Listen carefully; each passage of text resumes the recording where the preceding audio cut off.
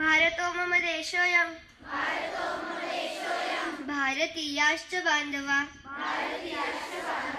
परानुरक्तिरस्मिन् मे देशस्ति मम सर्वदा समृद्धा विविधाशस्य या देशस्य परम्परा सन्तितः प्रतिमे नित्यम् अभिमानो न तं शिर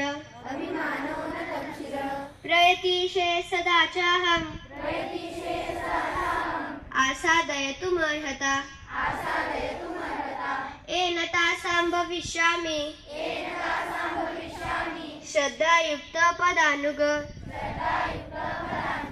सम्मानेयं पितरौ वयोज्येष्ठां गुरुस्तथा सौजन्येनैव वर्तेय तथा सर्वं रहं सदा स्वकीयेन हि देशेन स्वदेशीयाश्च बान्धवा एकान्तनिष्ठमाचारं प्रतिजाने हि सर्वदा एतेषामेव कल्याणे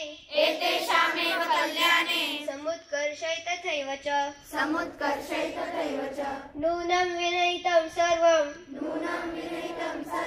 सौख्यमात्यन्तिकं मम जय हिंद जय भारत।